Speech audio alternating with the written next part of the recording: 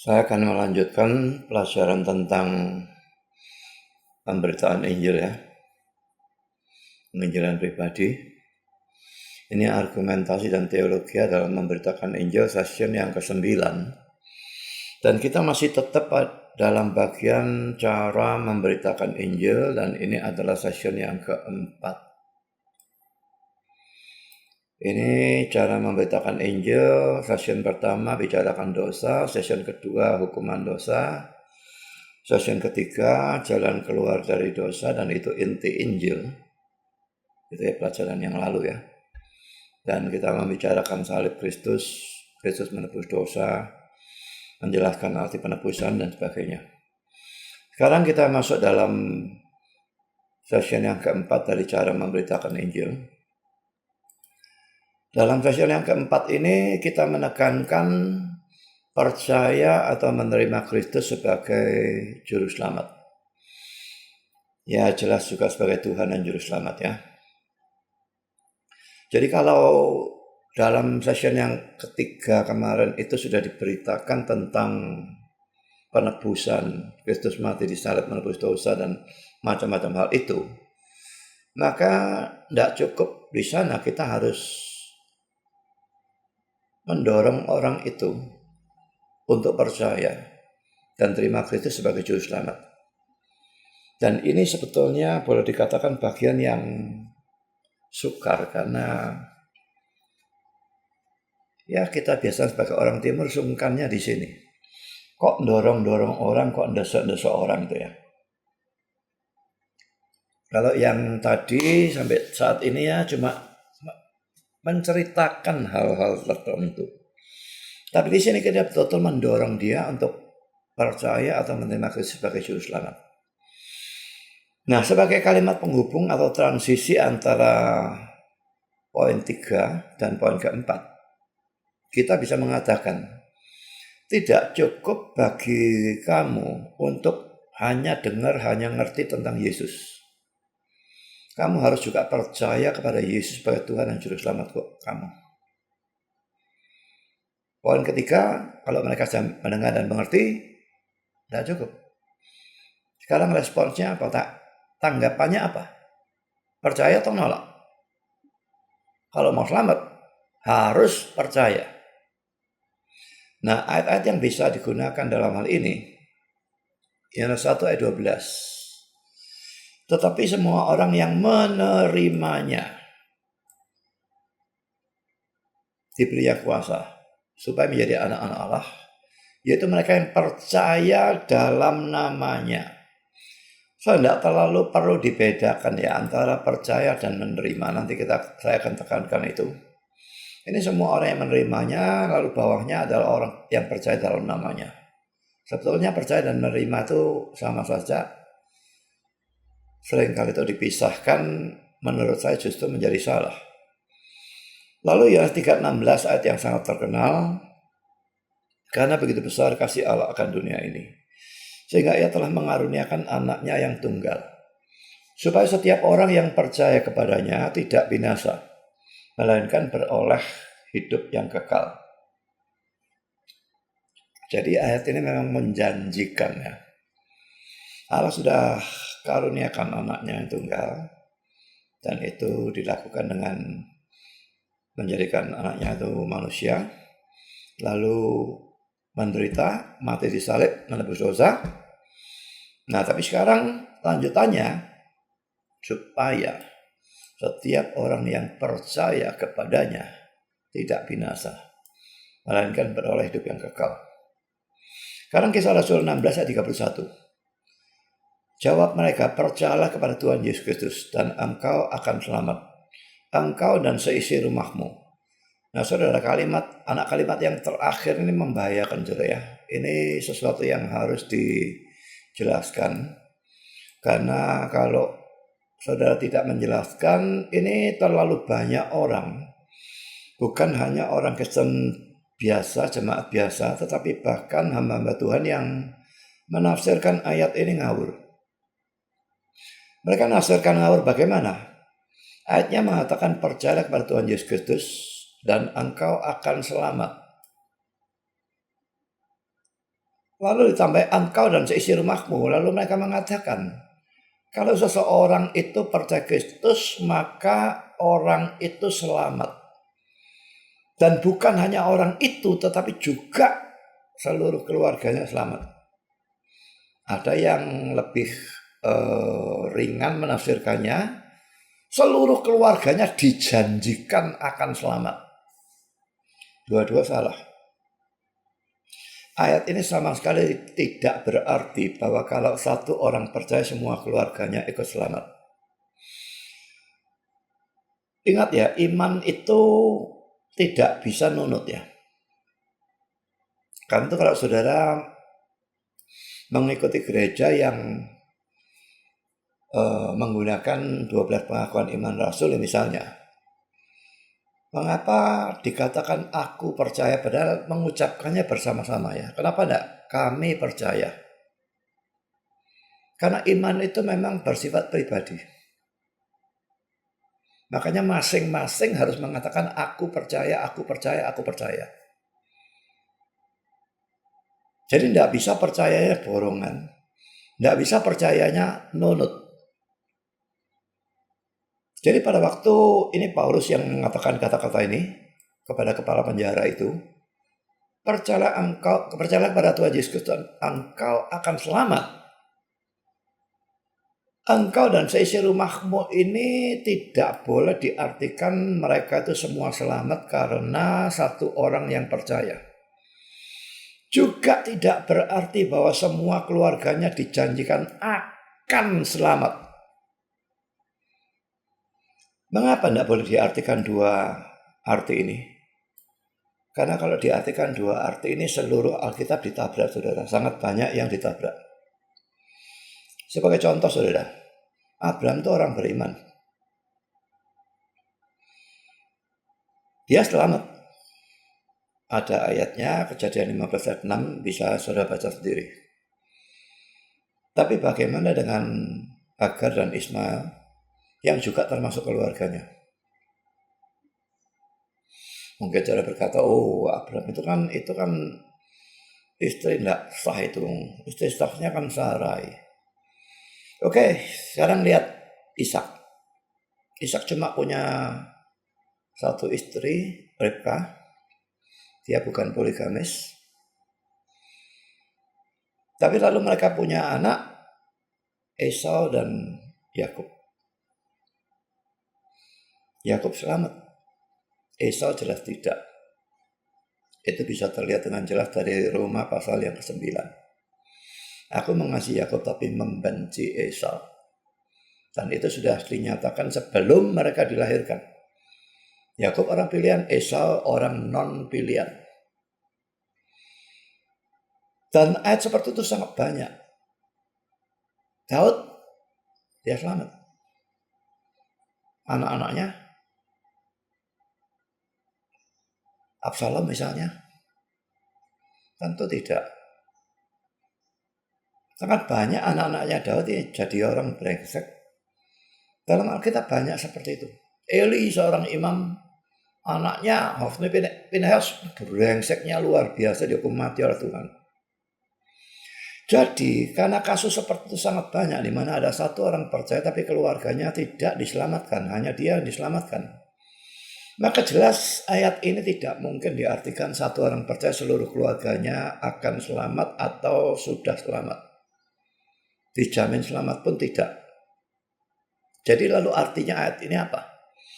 Ayat ini berarti kamu harus percaya kepada Tuhan Yesus dan kamu akan selamat. Lalu seisi rumahmu juga harus percaya kepada Tuhan Yesus dan mereka juga akan selamat. Jadi perintah ini berlaku untuk masing-masing dalam keluarga itu. Percayalah kepada Tuhan Yesus dan kau akan selamat. Ini berlaku untuk masing-masing orang dalam keluarga itu.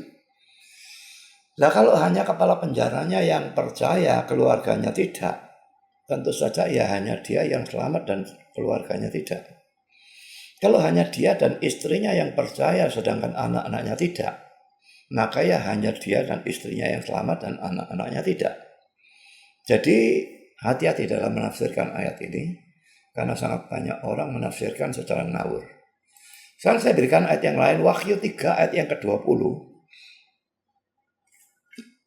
Selain dari Yohanes 1 ayat 12 tadi ya, di mana ada istilah menerima, maka juga Wahyu 3 ayat 20 ini seringkali dijadikan dasar kita tidak cukup hanya percaya tapi juga harus menerima. Wahyu 3 ayat 20 ini menggambarkan Yesus itu berdiri di muka pintu dan mengetok ya. Saya bacakan saja, lihat aku berdiri di muka pintu, ini pintu hati kita, dan mengetok. Setiap kita mendengar Injil, maka itu boleh dikatakan Yesus berdiri di muka pintu hati kita dan mengetok. Jikalau ada orang yang mendengar suaraku dan membukakan pintu, aku akan masuk mendapatkannya dan aku makan bersama-sama dengan dia dan ia bersama-sama dengan aku. Ya saudara, orang ini memberikan respons mendengar dan membukakan pintu. Ini sama dengan percaya.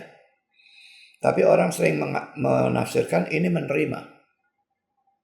Tapi saudara, saya tidak membedakan antara percaya dan menerima. Jadi dalam Alkitab ada beberapa istilah ya. Bisa digunakan ini ya. Percaya kepada Yesus. Bisa digunakan datang kepada Yesus. Bisa digunakan menerima Yesus.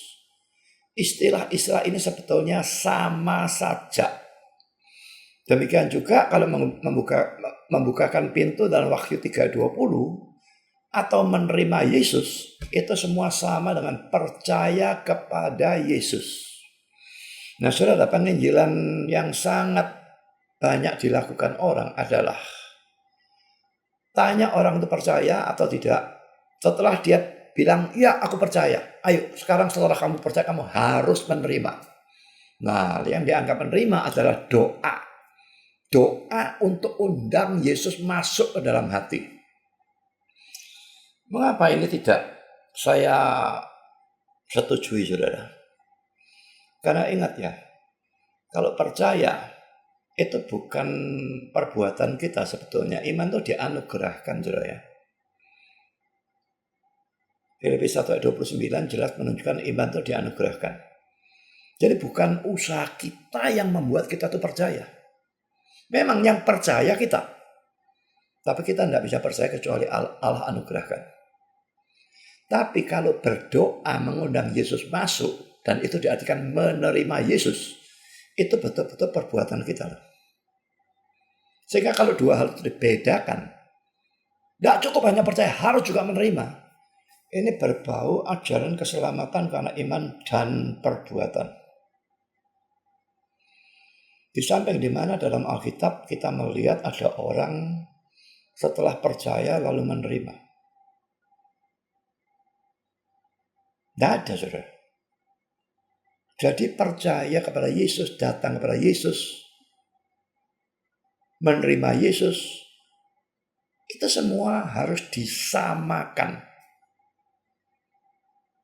Makanya saya dalam melakukan KKR dan sebagainya melalui khotbah mimbar ya. Kecuali orang yang undang saya itu menuntut minta diadakan altar call. Saya tidak melakukan altar call. Saya merasa itu tidak terlalu ada gunanya. Pokoknya saya jelaskan Injilnya jelas.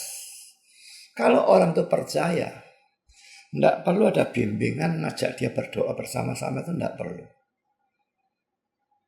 Pada waktu dia percaya, dia otomatis sudah selamat. Asal percayanya sungguh-sungguh. Nanti itu akan saya jelaskan pada poin yang kedua. Percayanya sungguh-sungguh. Tidak usah sudah berdoa minta Yesus masuk. Yesusnya otomatis sudah masuk. Karena percaya, datang, menerima, membukakan pintu, semua itu sama.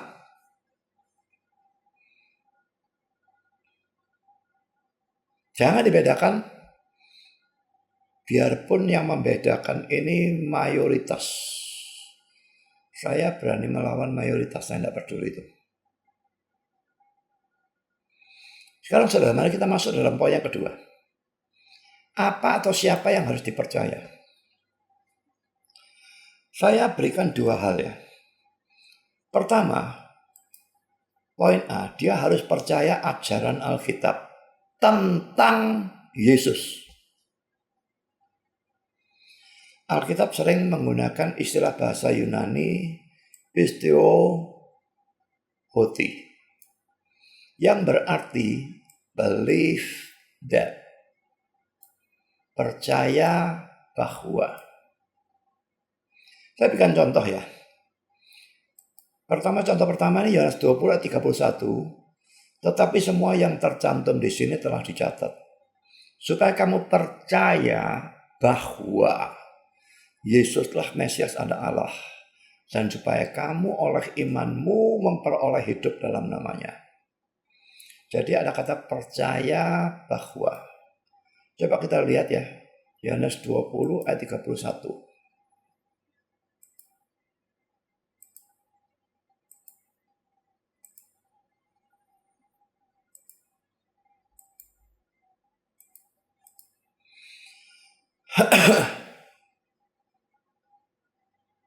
Believe, pisteo, that, hoti. Ya, jadi kita sorot King James-nya nih ya. That ye might believe ini pisteo, that Jesus, that itu hoti. Kita mau lihat dalam Yunani juga bisa. Ini kelihatannya ada perbedaan manuskrip sehingga yang di sini dan yang di sini berbeda. Ya, tapi saya tidak mau mempersoalkan itu dulu. Yang jelas ini pisteo, ini hoti. Ya, ini juga pisteo, kata dasarnya pisteo ya. Lalu hoti. Jadi itu believe that, percaya bahwa. Lalu kita lihat Roma 10 ayat 9. Sebab jika kamu mengaku dengan mulutmu bahwa Yesus adalah Tuhan, dan percaya dalam hatimu bahwa Allah telah membangkitkan dia dari antara orang mati, maka kamu akan diselamatkan. Jadi saudara, di sini juga ada kata percaya dan bahwa, biarpun ini terpisah. Mari kita melihat Roma 10 ayat 9.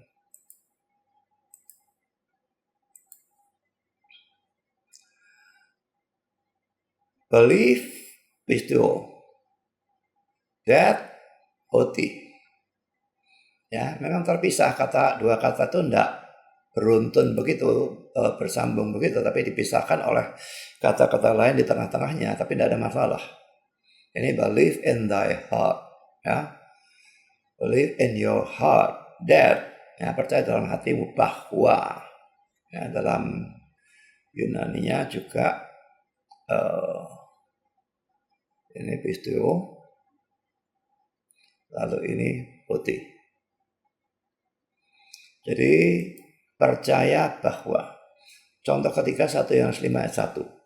Setiap orang yang percaya bahwa Yesus adalah Kristus dan Mesias itu sama ya, lahir dari Allah, dan setiap orang yang mengasihi dia yang melahirkan, mengasihi juga dia yang lahir daripadanya. Mari kita lihat 1 Yohanes 5 ayat 1.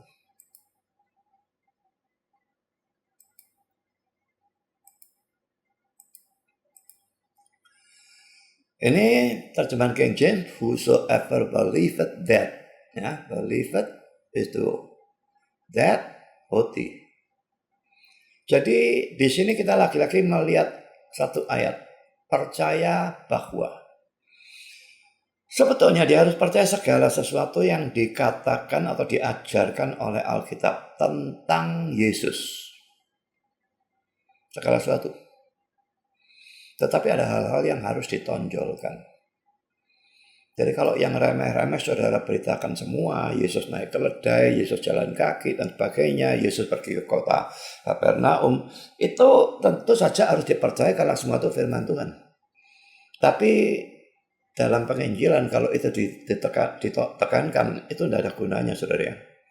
Jadi ada hal-hal tertentu yang dikatakan atau diajarkan Alkitab tentang Yesus, itu saja yang ditonjolkan. Jadi dia harus percaya bahwa apa? Pertama, dia harus percaya bahwa Yesus adalah Allah atau Tuhan sendiri dalam arti yang setinggi-tingginya. Ayat-ayatnya saya berikan di sini. Bagian yang saya garis bawah ini ya, dan warna merah. dalam arti yang setinggi-tingginya. Jadi dia bukan Allah sekunder. Dia Allah dalam arti setinggi-tingginya, semutlak-mutlaknya. Dia Tuhan, bukan cuma Tuhan. Nah, bagian itu perlu digarisbawahi dan ditekankan, mengingat adanya ajaran saksi Yehova atau Unitarian yang mengatakan bahwa Yesus itu cuma Allah kecil, lebih rendah dari Bapa atau Yehova atau Yahweh. Nah, kita tidak mau percaya model seperti ini. Ini bukan iman sama sekali.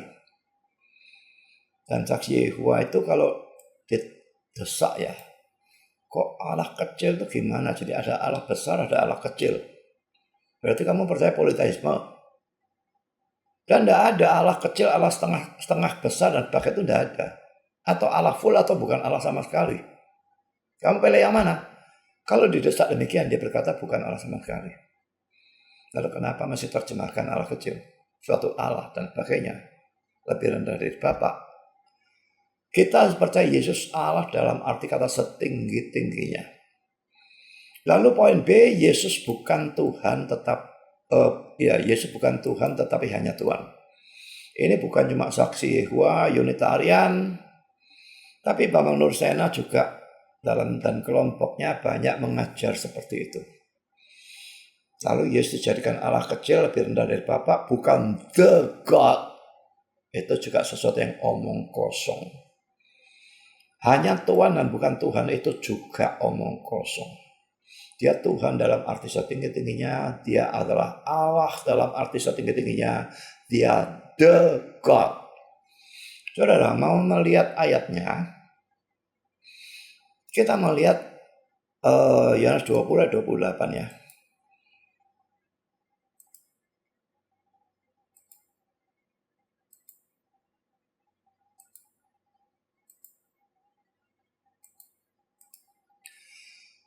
Thomas ini menjawab dia, ya Tuhanku dan Allahku, my Lord and my God. Perhatikan ya, ini dikatakan berkata kepadanya, berarti berkata kepada Yesus. Jadi dalam terjemahan King James, and Thomas answered and said unto him.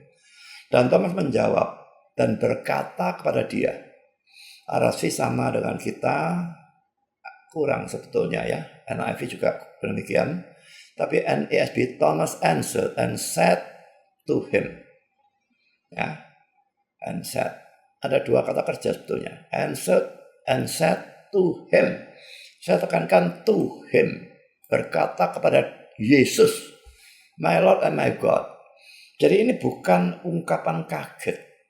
Biasanya saksi Yehova menafsirkan seperti itu. Ini Thomas kaget. Ya Allah, banyak orang begitu ya. My God, oh my God, oh my Lord. Itulah. Tidak. Kalau orang kaget, dia tidak mengucapkan kata-kata itu kepada siapapun. Namanya kaget kok.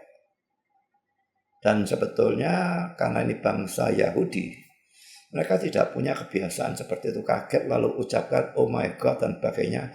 Itu kan tradisinya orang Amerika, tradisinya orang Indonesia, dan saya tidak tahu bangsa apa, tetapi bangsa Yahudi tidak punya tradisi seperti itu. Karena itu dianggap melanggar hukum ketiga, mengucapkan nama Allah secara sembarangan. Nah saudara, sekarang kalau kita lihat dalam bahasa Yunaninya, ini kalau cuma disorot sini, cuma kelihatan kurios. God kelihatan theos.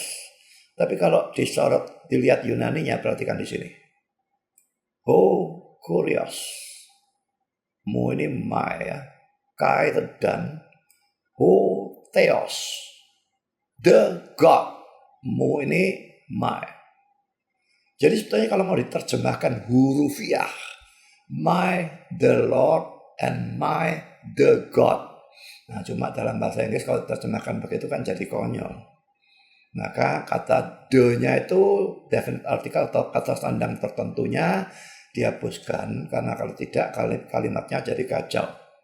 Tapi dalam Yunaninya ada kata definite artikelnya ini, ya, the itu ada, di sini juga ada, Ho, di sini juga ho. Jadi ho kurios dan ho theos. Jadi ini cara Thomas menyebut Yesus. Dia berkata kepada Yesus dan mengakui sebagai my Lord and my God. Dan dua-dua kata Lord maupun God menggunakan kata sandang tertentu. Nah sekarang kita lihat bagaimana tanggapan Yesus terhadap kata-kata itu. Kita lihat ayat 29-nya. Kata Yesus kepadanya, karena engkau telah melihat aku maka engkau percaya. Tetap diakui engkau percaya loh ya. Memang ada iman yang lebih bagus, yaitu yang di sini. Berbahagialah mereka yang tidak melihat namun percaya. Kita yang sekarang tidak pernah lihat Yesus, hanya mendengar firman atau Injil tentang Yesus dan kita percaya. Kita percaya tanpa melihat. Itu iman yang jauh lebih dihargai oleh Yesus daripada imannya Thomas yang percaya karena melihat. Tapi tetap Thomas pun dianggap percaya. Maka engkau percaya. Berarti kata-kata Thomas tadi ini dalam ayat 28, ya Tuhanku dan Allahku, oleh Yesus diakui sebagai suatu pengakuan iman dan pengakuan iman yang benar. Berarti Yesus mengakui dia adalah Lord dan God. Dalam arti kata setinggi-tingginya, ho kurios, ho theos. Makanya si Bambang Nursena itu bilang, Yesus itu kalau disebut Allah, Allah dalam bahasa Arab itu the God. Bukan katanya dia. Kalau Yesus God dia setuju. Tapi kalau Yesus the God dia tidak setuju. Sudahlah tidak usah pakai bahasa Arab. Alkitabnya aslinya tidak itu dalam bahasa Arab kok. Pakai bahasa Yunani. Dia ngerti bahasa Yunani. Dan lihat ayat ini. Ho kurios, ho theos. Jadi kalau dia mengatakan Yesus bukan ho theos, si Bambang Nursena secara frontal menabrak ayat ini. Dan mengatakan bukan Tuhan tetapi Tuhan, bukan Tuhan tetapi hanya Tuhan. Itu omong kosong. Saya sudah berikan beberapa waktu yang lalu saya kira ya. Oh bukan itu dalam khotbah ya, saya berikan khotbah di gereja. Jadi sederetan ratusan ayat yang menunjukkan Yesus sebagai Tuhan. Bukan hanya Tuhan. Jadi ini harus dipercaya ya. Yesus adalah Allah dan Tuhan dalam arti kata yang setinggi-tingginya. Ini poin pertama yang harus ditekankan. Lalu poin kedua, Yesus telah menjadi manusia. Yohanes 1 ayat 14. Nah saudara, tidak cukup percaya Yesus itu adalah Tuhan atau Allah dalam arti setinggi-tingginya. Kalau hanya percaya itu tok titik, itu iman yang ngawur saudara. Harus percaya dia juga menjadi manusia. Sama seperti kita. Yohanes 1 ayat 14. Ya, ayat 1-nya, Yohanes 1. Ayat 1-nya tadi yang Allah ya. Pada mulanya adalah firman. Firman itu bersama-sama dengan Allah. Dan firman itu adalah Allah. Nah lalu kita lihat ayat 14-nya. Firman itu telah menjadi manusia. Jadi jelas firman di sini adalah gelar untuk Yesus. Dan diam di antara kita. Dan kita telah melihat kemuliaannya. Yaitu kemuliaan yang diberikan kepadanya sebagai anak tunggal Bapa, penuh kasih karunia dan kebenaran. Jadi firman atau Yesus itu yang tadi dalam ayat 1 disebut sebagai Allah. Itu telah menjadi manusia. Jadi Yesus itu Allah sungguh-sungguh dan manusia sungguh-sungguh setelah dia berinkarnasi. Sebelum dia berinkarnasi dia hanya Allah tanpa manusia. Jadi manusia Yesus tidak kekal. Yang bilang kekal itu sesat. Manusia Yesus baru ada pada waktu dikandung oleh Maria.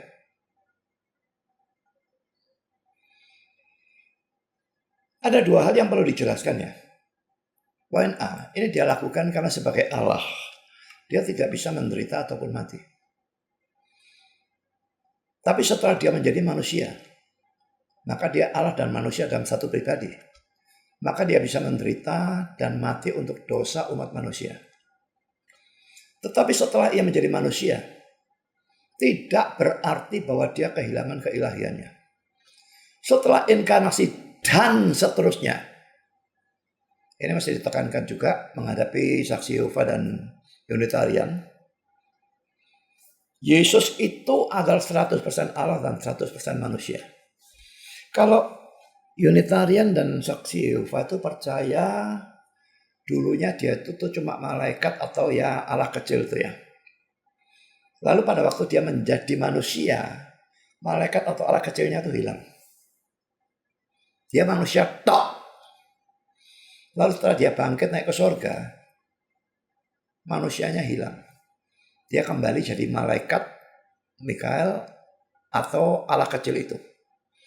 Jadi dualisme seperti yang kita percaya ini sungguh-sungguh Allah, sungguh-sungguh manusia dalam satu pribadi. Dia dua roh, dua pikiran, dua perasaan, dua kehendak. Di Facebook ini banyak orang-orang goblok yang sok pinter. Dan menganggap saya sesat karena saya mengatakan Yesus punya dua roh. Mereka tidak pernah belajar kristologi tapi banyak omong. Dan saya blokir semua karena saya berikan pelajaran kristologinya. Mereka bilang mereka tidak mau membaca kalau ajarannya toh kayak begitu. Buat apa ngomong dengan orang yang toh diajar tidak mau? Saya mau membetulkan orang sesat, tapi kalau orangnya tidak mau membaca, saya blokir dia. Saudara, pada waktu dia masih Allah saja, belum berinkarnasi, dia itu sudah roh. Satu roh kan, roh ilahi. Setelah dia menjadi manusia, dia mengambil seluruh hakikat manusia. Dan itu bukan cuma tubuh, tetapi juga jiwa atau roh. Dan tentu saja roh manusia. Kalau dia cuma ngambil tubuh tok, itu jadi ajaran sesat, saudara. Makanya belajarlah kristologi. Ajaran sesat seperti itu ada. Yesus manusia, cuma rohnya atau pikirannya dari Allah, pikiran ilahi. Nah itu sesat, tidak. Dia punya roh ilahi, dia punya roh manusia. Karena dia punya pikiran ilahi, dia punya pikiran manusia, dia punya perasaan ilahi, dia punya perasaan manusia, dia punya kehendak ilahi, dia punya kehendak manusia. Jadi dia sungguh-sungguh adalah 100% Allah dan 100% manusia. Tapi ingat, dia cuma satu pribadi. Jadi jangan dicampur adukkan dengan Tritunggal ya. Tritunggal itu memang 3 pribadi. Bapa, Anak, Roh Kudus itu 3 pribadi. Sekalipun sifat-sifatnya sama, tapi Bapa bukan Anak dan Anak bukan Roh Kudus dan Roh Kudus bukan Bapa. Jadi seperti 3 gelas aqua ya kan. Yang gelas pertama bukan gelas kedua. Yang gelas kedua bukan gelas 3. Gelas ketiga bukan gelas pertama. Tapi semua itu 3 itu sifatnya sama. Ciri-cirinya sama. Rasanya sama dan sebagainya. Seperti itu, Tritunggal. Tapi tetap ada cacatnya. Dalam semua ilustrasi ada cacat. Kalau 3 gelas aqua itu, satnya juga 3. Tapi kalau Allah Tritunggal, essence-nya, hakikatnya atau satnya hanya 1. Makanya sekalipun Bapa itu Allah sepenuhnya, Anak itu Allah sepenuhnya, dan Roh Kudus itu Allah sepenuhnya, tetapi kita cuma punya 1 Allah. Jadi kalau Allah Tritunggal 3 pribadi. Tapi kalau Yesus, sekalipun dia sungguh-sungguh Allah dan sungguh-sungguh manusia, dia bukan 2 pribadi. Mengatakan 2 pribadi itu jadi ajaran sesat yang namanya Nestorianisme. Dia cuma 1 pribadi.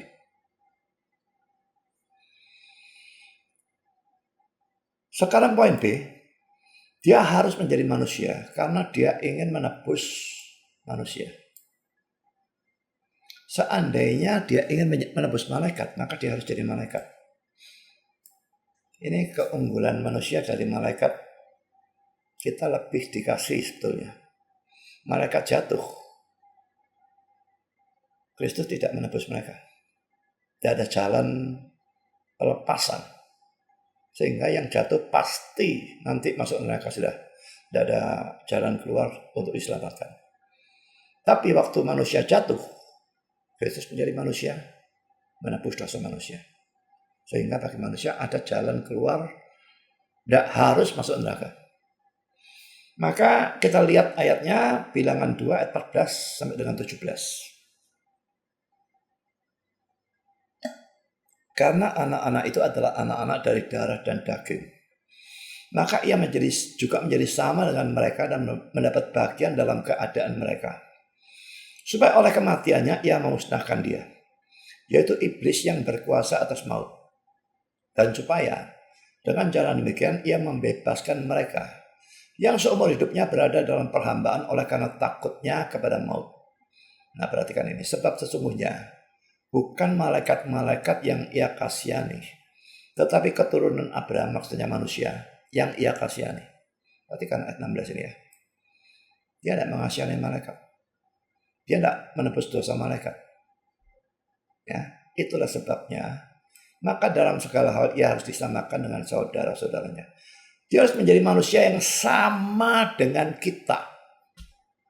Bedanya cuma dalam hal dosa.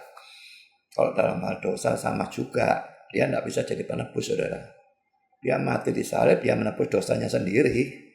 Mati sebagai hukuman atas dosanya sendiri. Jadi dalam hal dosa, tidak sama. Dia harus suci murni tanpa dosa, asal tanpa dosa perbuatan sama sekali. Hanya dia satu-satunya manusia yang seperti itu. Jadi saudara, dia harus disamakan dengan saudara-saudaranya. Berarti kalau kita manusia itu adalah manusia yang punya tubuh dan punya jiwa. Dan jiwa itu punya pikiran, punya perasaan, punya kehendak. Yesus juga harus seperti itu. Makanya lagi-lagi saya katakan orang-orang bodoh itu yang tidak percaya Yesus itu dua roh. Kalau Yesus cuma punya roh ilahi, tidak punya roh manusia, dia tidak sama dengan kita dalam urusan kemanusiaan itu. Dia cuma punya tubuh, dia tidak punya roh manusia. Kalau dia punya roh manusia harus dua roh.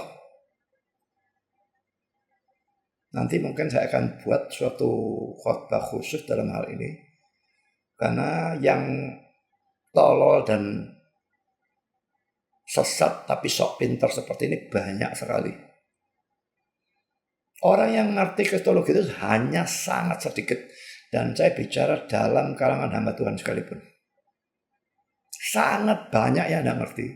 Karena itu daerah orang itu ngeyel saja.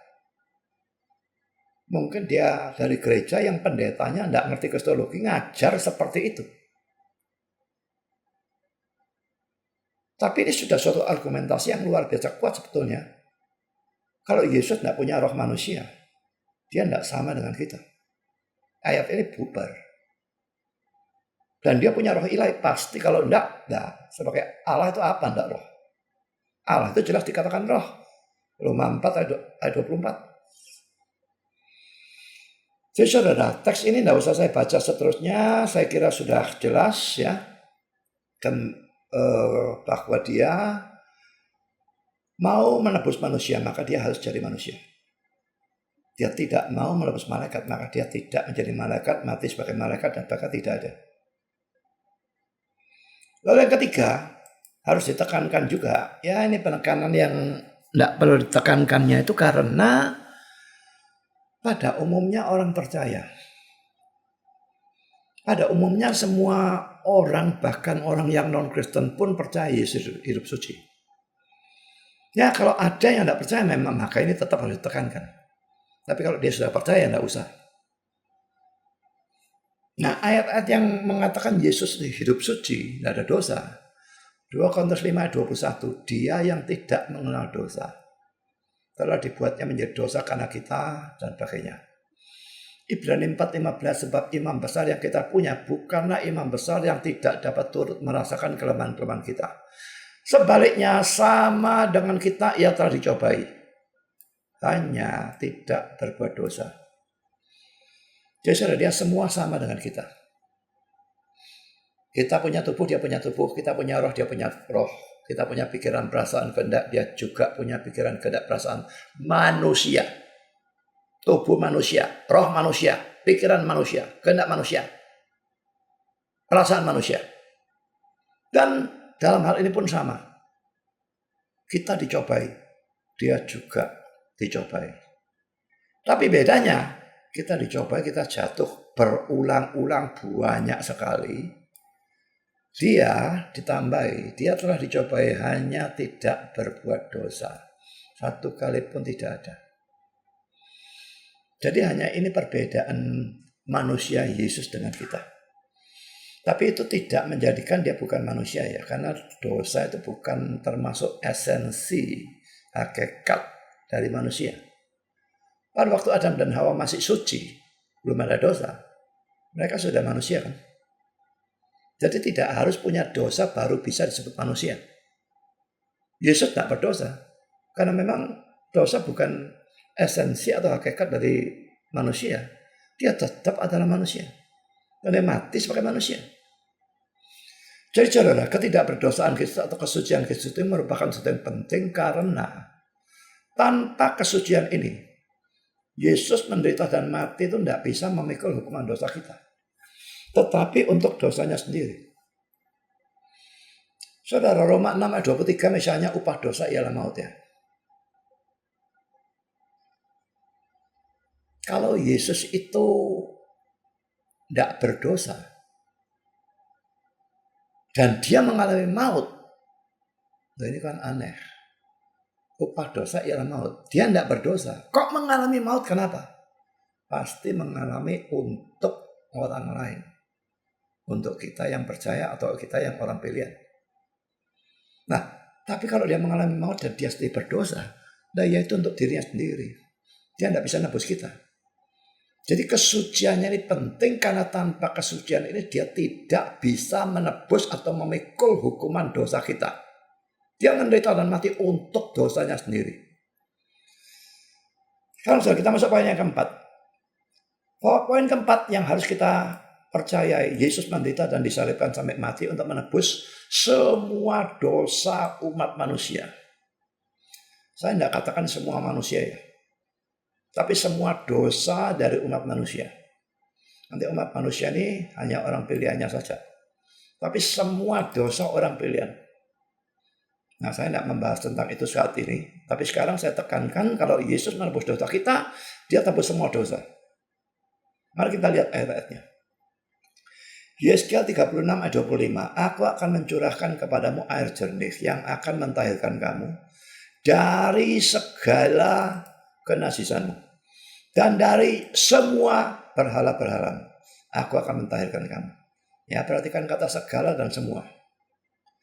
Kolose 2:13, kamu juga meskipun dahulu mati oleh pelanggaranmu dan oleh karena tidak disunat secara lahiriah, telah dihidupkan Allah bersama-sama dengan Dia, sesudah Ia mengampuni segala pelanggaran kita. Jadi dia bagaimana mengampuni segala pelanggaran kita kecuali dia menebus segala dosa kita. Titus 2:14, Ia telah menyerahkan dirinya bagi kita untuk membebaskan kita dari segala kejahatan dan untuk menguduskan bagi dirinya dan bagainya. Tak usah saya baca terus. Bagaimana dia membebaskan kita dari segala kejahatan kalau dia menebusnya itu tidak segala atau semua dosa kita. 1 Yohanes 1, 7 dan 9. Tetapi jika kita hidup di dalam terang sama seperti dia ada di dalam terang, maka kita beroleh persekutuan seorang dengan yang lain. Dan darah Yesus anaknya itu menyucikan kita daripada segala dosa. Bagaimana dia menyucikan kita dari segala dosa kalau dia menebusnya tidak semua dosa? Lalu ayat 9, jika kita mengaku dosa kita, maka Ia adalah setia dan adil. Sehingga Ia akan mengampuni segala dosa kita dan menyucikan kita dari segala kejahatan. Jadi bagaimana dia mengampuni segala dosa kita, menyucikan kita dari segala kejahatan, kalau dia tidak memikul hukuman dari semua dosa kita di atas kayu salib? Dia menebus dosa kita, saya sudah jelaskan, itu menebus berarti memikul hukuman kita, semua dosa kita, tanpa kecuali. Jadi saudara, semua dosa saya jelaskan lagi, itu mencakup dosa asal. Dosa yang lalu, dosa sekarang, dan dosa yang akan datang terus sampai kita mati. Saya masih tekankan lagi, tanpa kecuali sama sekali.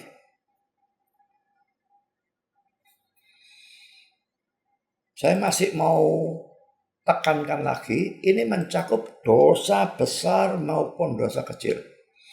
Dosa aktif maupun dosa pasif. Aktif itu kalau kita melakukan yang dilarang oleh Tuhan. Jangan mencuri, saya mencuri, itu dosa aktif. Tapi dosa pasif, saya tidak melakukan apa yang Tuhan perintahkan. Tuhan memerintahkan saya untuk memberitakan Injil. Ada orang di dekat saya bisa memberitakan Injil, saya tidak mau. Saya tidak melakukan perintah Tuhan, itu dosa pasif. Dosa sengaja atau sadar, maupun dosa yang tidak disengaja atau tidak disadari. Kebanyakan dosa itu kebanyakan dosa itu disengaja ya. Tapi ada dosa yang tidak disengaja. Kita nyetir, ngantuk, nabrak orang. Loh, kita tidak sengaja nabrak. Tapi tetap dosa. Itu kelalaian kita kan. Kita diam-diam melempar batu ke atas. Jatuh kena kepala orang, orangnya mati lah. Kita tidak sengaja mau melemparnya ngawur. Tapi siapa yang suruh kita lempar batu ke atas ngawur saja? Itu kelalaian kita. Tapi tetap itu bukan dosa yang disengaja. Kita mengapak pohon. Tahu-tahu mata kapaknya lepas. Kena orang dan orangnya mati. Itu dosa tidak disengaja. Tapi pada umumnya dosa itu sengaja, saudara. Saya marah gara-gara sama orang, berantem. Nah ya, masa tidak sengaja itu? Mencuri, masa bisa tidak sengaja mencuri? Berdusta, masa bisa tidak sengaja berdusta? Bolos kebaktian, masa bisa tidak sengaja bolos kebaktian? Jadi saudara, semua dosa-dosa ini termasuk ya. Ini semua dosa. Bahwa penebusan Yesus mencakup semua dosa kita tanpa kecuali, itu perlu ditekankan. Ingat ya, ini perlu ditekankan. Saya tekankan sekali lagi. Ini perlu ditekankan karena tanpa percaya dan mengerti dan percaya hal ini, dia tidak akan pernah yakin akan keselamatannya. Mungkin ada dosa yang ganjil tersisa, tidak ditebus Yesus. Maka dia akan masuk neraka untuk dosa yang tidak ditebus itu. Ada satu saja dosa sekecil apapun yang Yesus tidak tebus, dia memang akan masuk neraka. Karena dosa satu itu.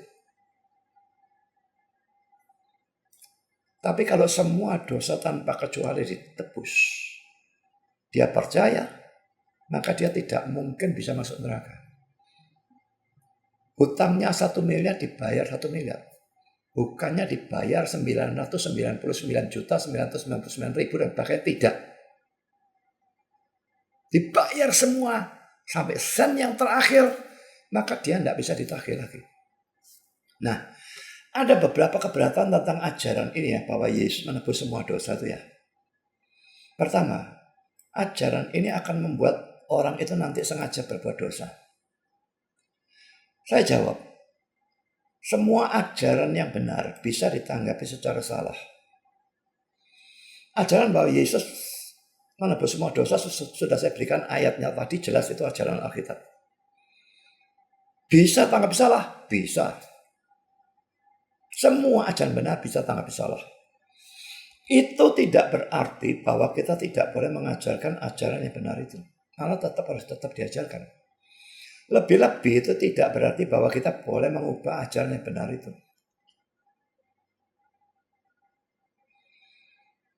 Kalau orang itu menanggapi secara salah, oh semua dosaku sudah ditebus, aku nak gitu berbuat dosa saja, yang akan datang pun sudah kan. Nah aku akan datang, aku utang orang tidak bayar, aku berzina dan pakai, semua sudah dibayar, aku tidak bisa dihukum. Itu memang tanggapan yang salah.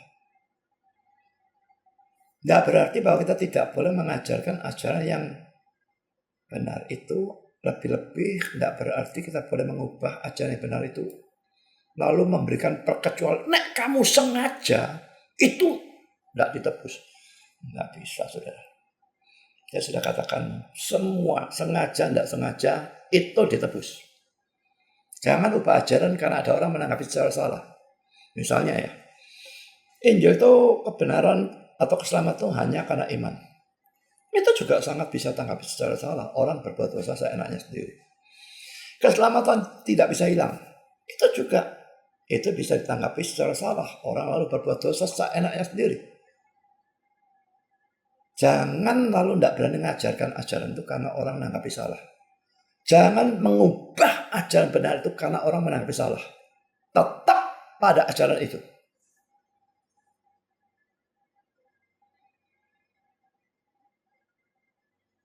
Kita bisa memberikan ajaran tambahan. Tapi tambahan ini bukan tambahan yang ngawur. Tambahan tapi mesti benar. Supaya orang yang kita injil itu tidak memberikan tanggapan yang salah dengan sengaja berbuat dosa. Jadi kita bisa berikan tambahan itu apa? Memang kalau kamu betul-betul percaya, semua dosa yang akan datang dibayar oleh Kristus, ditebus oleh Kristus. Tidak bisa kamu dihukum. Tapi sekalipun kamu tidak bisa dihukum, kamu bisa dihajar. Jadi ini misalnya dengan mengatakan bahwa kalau kita terus sengaja berbuat dosa, maka Tuhan akan menghajar kita. Beda, menghajar dengan menghukum. Menghukum itu karena keadilan. Menghajar karena kasih. Menghukum tujuannya bukan memperbaiki. Masukkan neraka itu selama-lamanya apa tujuannya memperbaiki di mana? Tidak ada memperbaiki, itu betul-betul hukuman. Tapi kalau menghajar, tujuannya memperbaiki. Ini dalam hidup ini. Mari kita lihat Ibrani 12 ayat 5b dengan 12. Ini ya. Hai anakku, janganlah anggap enteng didikan Tuhan. Dan janganlah putus asa apabila engkau diperingatkannya. Karena Tuhan menghajar orang yang dikasihnya dan ia menyesah orang yang diakuinya sebagai anak. Jadi justru kalau dia mengasihi, dia menghajar. Bapak yang mengasihi anak, dia menghajar kalau anaknya salah. Khususnya sengaja. Kalau tidak sengaja mungkin tidak diajar. Tidak mestinya diajar. Lalu saya lanjutkan. Jika kamu harus menanggung ganjaran, Allah memperlakukan kamu seperti anak. Di manakah terdapat anak yang tidak diajar oleh ayahnya. Tapi jika kamu bebas dari ganjaran yang harus diterima setiap orang, maka kamu bukanlah anak tetapi anak-anak gampang. Intinya bukan anak Allah. Kalau kita dosa terus dan Allah tidak mengajar, Allah membiarkan, tahu-tahu dimasukkan neraka. Hukuman bukan ajaran. Selanjutnya dari ayah kita yang sebenarnya kita beroleh ganjaran dan mereka kita hormati. Kalau demikian bukankah kita harus lebih taat kepada Bapa segala roh supaya kita boleh hidup? Sebab mereka mendidik kita dalam waktu yang pendek. Jadi mereka ini ayah-ayah jasmani kita ya. Sesuai dengan apa yang mereka anggap baik. Tapi dia menghajar kita untuk kebaikan kita. Ini tujuannya kasih makanya. Landasannya kasih. Karena menghajarnya untuk kebaikan kita. Supaya kita beroleh bagian dalam kekudusannya. Memang tiap-tiap ganjaran pada waktu diberikan tidak mendatangkan sukacita tapi duka cita. Tapi kemudian ia menghasilkan buah kebenaran yang memberikan damai kepada mereka yang dilatih olehnya. Jadi hajaran tujuannya kita diperbaiki sehingga keluar buah kebenaran. Lalu itu justru memberikan damai. Jadi untuk kebaikan kita. Tapi tetap hajaran itu bisa sangat sakit. Kita bisa berikan contoh misalnya Yunus. Yunus itu orang percaya, tapi tegar dan kok luar biasa disuruh pergi ke Niniwe. Dia naik kapal, pergi ke tempat lain, dia tidak mau. Tuhan berikan badai, dia dilempar ke laut, dia ditelan ikan. Tuhan tidak biarkan dia mati, saudara. Kalau enak dia mati. Kalau dia mati, tidak ada perbaikan apa-apa. Tuhan maunya menghajar, bukan membunuh dia, menghukum dia. Dan 3 hari dalam perut ikan dibiarkan hidup. Saya bisa bayangkan bagaimana menderitanya Yunus. Coba saja ambil ikan satu gitu ya, dari pasar, taruh di hidung saudara 3 hari, ikat di situ, maka mungkin saya merasakan 1/10 penderitaan Yunus. Yunus tidak tahan, saudara. Sak bandel-bandelnya Nabi ini dia tidak tahan. Dan dia bertobat. Masih bandel. Tapi pokoknya dia pergi ke Niniwe. Dalam hal itu mentaati secara terpaksa kayaknya. Tapi pokok dia taat. Dan dia memberitakan Injil di sana. Di Niniwe bertobat. Tapi kalau setelah kita memberitahunya seperti itu, orang itu tetap memberikan tanggapan yang salah. Ya sudah, itu adalah urusan dia dengan Allah. Sudah dibilangnya mau diajar, dia tetap mau berbuat dosa, ya sukanya. Sangat bisa dia sebetulnya bukan Kristen. Atau Kristen yang memang bandelnya luar biasa kayak Yunus, ya biar dia merasakan ajaran Tuhan sendiri. Jangan ubah ajaran. Yesus menebus semua dosa tanpa kecuali. Itu tidak boleh diubah sama sekali. Poin B sekarang. Keberatan kedua, saudara. Bagaimana mungkin Yesus bisa mati untuk dosa-dosa saya yang akan datang?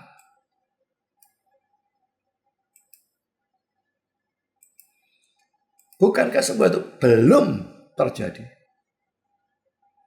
Jawabannya gampang, saudara. Yesus mati itu sekitar 2000 tahun yang lalu. Pada saat itu saya belum ada kok. Apalagi semua dosa saya. Dosa-dosa saya yang lalu juga belum terjadi, bukan? Wong sayanya saja belum ada. Nah, kalau dia bisa mati untuk dosa-dosa saya yang lalu, mengapa dia tidak bisa mati untuk dosa-dosa saya yang akan datang? Karena baik dosa yang lalu maupun dosa yang akan datang, semuanya sama-sama belum terjadi pada saat Yesus mati. Jadi memang sudah semua dosa-dosa saya, baik yang lalu maupun yang akan datang itu belum terjadi pada saat Yesus mati. Tapi Allah itu Maha Tahu. Dia sudah mengetahui semua dosa-dosa itu. Dan sudah menimpakan hukuman dari semua dosa itu kepada diri Yesus. Dan Yesus mengalami atau menggantikan kita memikul hukuman dari semua dosa itu pada waktu dia menderita dan mati di atas kayu salib. Sekarang poin yang kelima yang harus kita tekankan tentang Yesus. Ya, tadi dia mati untuk semua dosa ya, atau menebus semua dosa. Yesus bangkit secara jasmani dari antara orang mati. Tadi ayat ini sudah kita baca, sekarang kita baca lagi. Roma 10 ayat 9. Sebab jika kamu mengaku dengan mulutmu bahwa Yesus adalah Tuhan. Jadi percaya Yesus sebagai Tuhan itu penting, mutlak ya, sebagai Allah, sebagai Tuhan, sebagai juru selamat ya. Lalu di sini percaya dalam hatimu bahwa Allah telah membangkitkan dia dari antara orang mati. Maka kamu akan diselamatkan. Jadi sudah bukan hanya percaya bahwa Yesus mati untuk dosa kita. Tapi Yesus bangkit dari antara orang mati itu merupakan syarat keselamatan. Itu harus kita percayai. Jadi ada sesuatu yang sangat perlu ditekankan dalam hal ini. Kita harus percaya bahwa Yesus bangkit secara jasmani. Bukan secara rohani. Ini lagi-lagi melawan ajaran dari saksi Yehova. Saksi Yehova percaya Yesus bangkit. Tapi bangkitnya secara rohani. Saya tidak tahu apa arti bangkit rohani, itu konyol. Rohaninya dia, rohnya dia tidak pernah mati kok. Mati itu kan hanya manusianya tuh pisah antara rohnya dengan tubuhnya. Rohnya naik ke surga.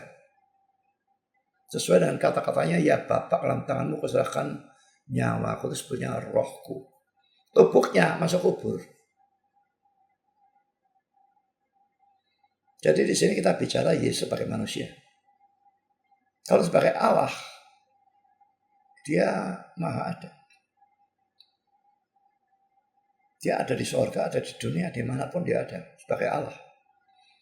Tapi roh manusianya itu terbatas. Laki-laki 2 roh, saudara. Jangan percaya satu roh itu bodoh. Kalau percaya satu roh, lalu yang naik ke surga ini roh yang mana? Yang diserahkan ke dalam tangan Bapa itu roh yang mana? Yang bersama dengan penjahat dalam Firdaus itu roh yang mana? Kalau roh ilahi, tidak usah ngomong, roh ilahinya ada di mana-mana kok. Ini membicarakan roh manusianya. Makanya dia masih 2 roh.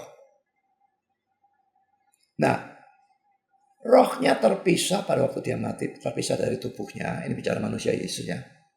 Pada waktu dia bangkit, roh dan tubuh yang tadi pisah itu bersatu kembali. Itu yang kita maksudkan dengan bangkit secara jasmani. Nah kalau bangkit secara rohani itu apa? Tapi itu kepercayaan saksi Yehova. Roh Yesus itu tidak pernah mati. Mati itu bukan rohnya mati. Roh dia tidak pernah mati.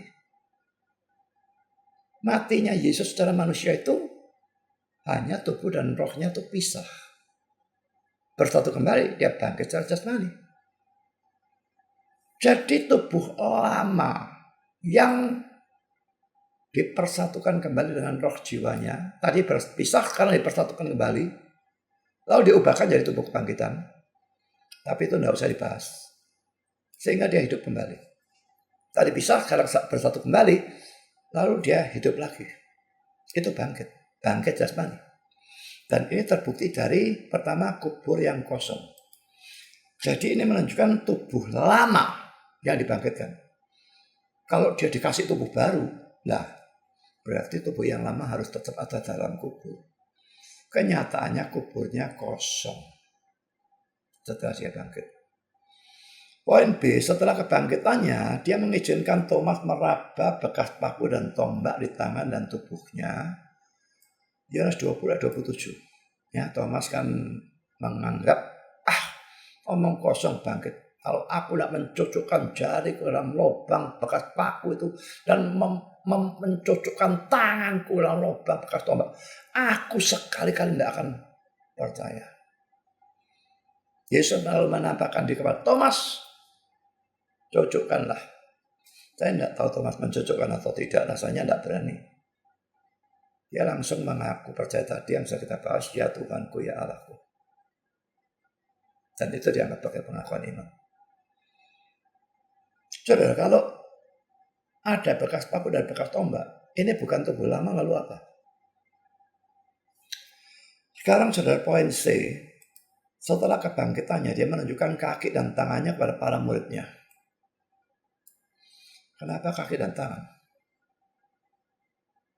Karena di situ ada bekas paku. Juga mengizinkan mereka merabanya. Masih kurang, dia lalu makan ikan di depan mereka. Tubuhnya sudah diubahkan jadi tubuh kebangkitan. Tentunya tidak perlu makan, tapi dia bisa makan. Dan dia sengaja makan di depan mereka untuk menunjukkan kepada mereka dia betul-betul tubuh. Dan secara eksplisit dia menambahkan, dia bukan hantu atau roh sebagaimana yang dipikirkan oleh para muridnya. Mari kita baca ayatnya, Lukas 24 ayat 36-43. Dan sementara mereka bercakap-cakap tentang hal-hal itu, Yesus tiba-tiba berdiri di tengah-tengah mereka dan berkata pada mereka, damai sejahtera bagi kamu. Mereka terkejut dan menyangka bahwa mereka melihat hantu. Saudara, kata hantu itu sebetulnya roh, karena kata Yunani yang digunakan adalah pneuma. Akan tetapi ia berkata kepada mereka, mengapa kamu terkejut dan apa sebabnya timbul keraguan-keraguan di dalam hati kamu? Lihatlah tangan dan kakiku. Mengapa kok tangan dan kaki? Karena pasti ada bekas paku. Aku sendirilah ini, rabalah aku dan lihatlah. Karena hantu, laki-laki mestinya roh, tidak ada daging dan tulangnya seperti yang kamu lihat ada padaku. Sambil berkata demikian, ia memperlihatkan tangan dan kakinya pada mereka. Dan ketika mereka masih belum percaya karena girangnya dan masih heran, berkatalah ia pada mereka, adakah padamu makanan di sini? Lalu mereka memberikan kepadanya sepotong ikan goreng. Ia mengambilnya dan memakannya di depan mata mereka. Jadi ini hanya untuk membuktikan dia bukan roh atau hantu. Dia betul-betul punya tubuh. Tubuh lamanya dibangkitkan, ada bekas pakunya masihan, tapi dia tetap bisa makan. Biarpun tubuh kebangkitan sebetulnya tidak butuh itu sebetulnya, tapi bisa. Sekarang saudara, poin yang keenam, yang kita juga harus percaya adalah Yesus adalah satu-satunya jalan ke surga. Saya kira ayatnya sudah pernah saya berikan, Yohanes 14 ayat 6, ya Kisah 4:12, Yohanes 1 ayat 5, 11 dan 12. Sudah pernah saya bahas satu khotbah, kalau tidak salah session yang ketiga ya, dari seluruh bagian ini session yang ketiga, saudara lihat kembali. Dan saudara, ini sudah saya tekankan di pelajaran depan, kan itu tidak saya ulangi di sini. Harus percaya. Yesus satu-satunya jalan ke surga. Tidak ada jalan lain. Hati-hati dengan golongan liberal. Banyak dalam kalangan Protestan yang percaya Yesus sebagai salah satu jalan. Bukan satu-satunya jalan. Itu sesat. Saya sudah selesai dengan poin A, bahwa dia harus percaya tentang Yesus. Sekarang poin B, dia harus percaya kepada Yesus. Sebetulnya ya, kalau percaya tentang Yesusnya itu mutlak sungguh benar. Otomatis percaya kepada Yesus itu harus. Tapi Alkitab itu membedakan memang.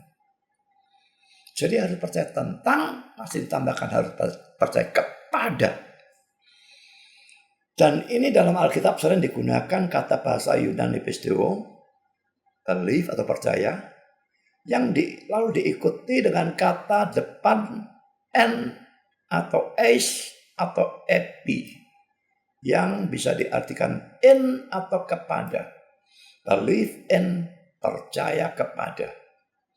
Misalnya saudara, Yohanes 3:16, mari kita lihat saja di dalam Bible Works ya.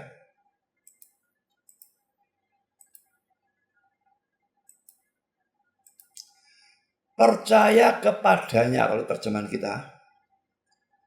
Believe in. Believe-nya, believed. Terjemahan King James ya. Pisteo, in, eis. Di sini digunakan. Ya. Ini. Pisteon, eis. Percaya, kalau dalam terjemahan bahasa Inggris ya. Believed in, jangan diterjemahkan percaya dalam. Kata depan ini paling sukar menerjemahkan ya. Kalau terjemahkan percaya dalam, dia kan jadi aneh. Maka dalam terjemahan kita percaya kepadanya. Jadi saudara, percaya kepada. Tadi percaya tentang, sekarang percaya kepada. Lalu kita lihat yang 3:36.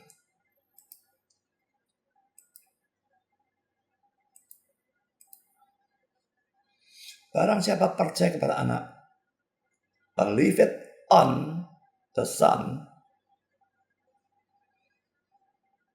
RC, believe in the Son. NIV, believe in. Nah, believe it-nya, pisteo, on, eis. Sama seperti tadi, percaya kepada. Lalu Kisah 10 ayat 43, tentang dialah semua nabi bersaksi bahwa barang siapa percaya kepadanya. Saya kira saya tidak usah tunjukkan ya. Kisah 16:31, percayalah kepada. Tadi banyak ayat percaya tentang, sekarang percaya kepada. Jadi jelas bahwa orang yang betul-betul beriman itu tidak hanya percaya segala sesuatu yang Alkitab katakan tentang Yesus, poin A, tapi juga harus percaya kepada Yesus, poin B.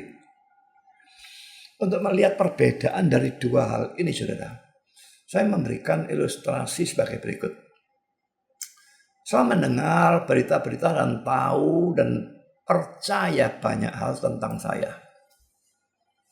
Misalnya bahwa saya adalah seorang pendeta dan saya melayani di GKRI Golgota.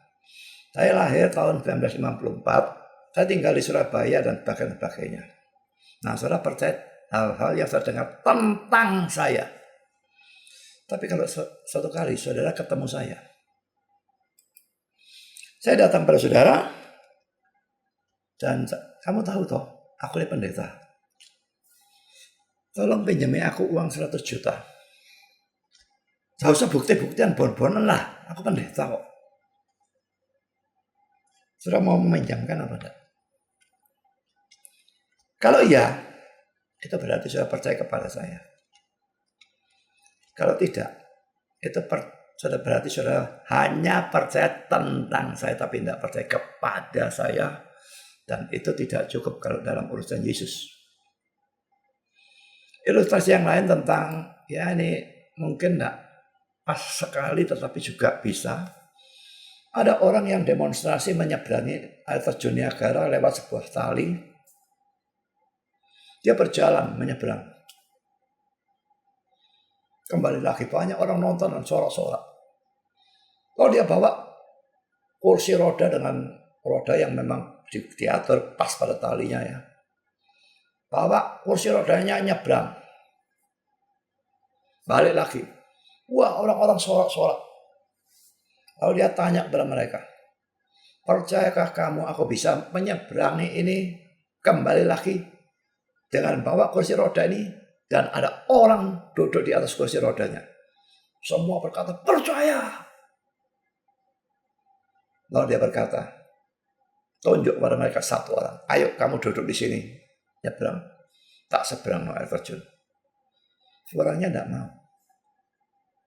Tunjuk orang lain tidak mau juga. Orang-orang yang tadi berkata percaya, tapi ternyata suruh duduk di kursi rodanya diseberangkan, dia tidak mau. Dia tidak cukup beriman kepada orang ini. Percaya tentang, tidak percaya kepada. Tapi akhirnya ada orang yang berkata, aku mau. Orang itu duduk, diseberangkan, balik lagi. Orang itu betul-betul percaya. Dan orang itu ternyata adalah anak dari orang yang melakukan akrobat itu. Dia percaya tentang ayahnya. Dia percaya kepada ayahnya. Dia berani duduk di kursi roda itu. Saudara, kalau saudara cuma percaya tentang Yesus, tidak percaya kepada Yesus, saudara mungkin tidak mau merisikokan sesuatu yang besar, lalu dipercayakan kepada Kristus. Sesuatu yang besar apa? Hidup yang akan datang setelah mati. Masuk surga atau masuk neraka. Kalau cuma percaya tentang, saudara tidak akan percayakan hal sebesar itu kepada Yesus. Saya masih takut-takut, masih khawatir. Dan mungkin masih cari serep agama lain. Kalau yang ini salah, yang itu mungkin menyelamatkan.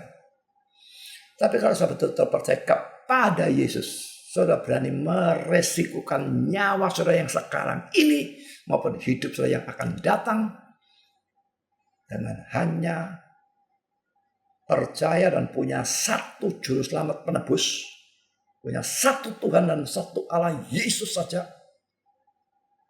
Semua cukup. Jadi saudara, percaya tentang itu penting. Tapi harus percaya kepada juga. Dua-duanya harus. Sebetulnya kalau percaya tentangnya itu betul-betul benar, otomatis percaya kepadanya terjadi. Moga-moga kedua ilustrasi ini bisa menjelaskan kepada saudara dan saudara bisa introspeksi. Saudara cuma percaya tentang Yesus atau juga percaya kepada Yesus sebagai Tuhan dan Juru Selamat. Kalau percaya dua-dua, masuk surga itu bagi saudara akan yakin, mutlak. Tidak bisa tidak. Tidak ada keraguan sedikit pun. Apakah itu ada dalam diri saudara? Yang belum percaya, baik tentang maupun kepada Yesus, cepatlah percaya. Yang sudah percaya, gunakan bahan ini untuk memberitakan Injil kepada orang-orang lain. Tuhan memberkati saudara.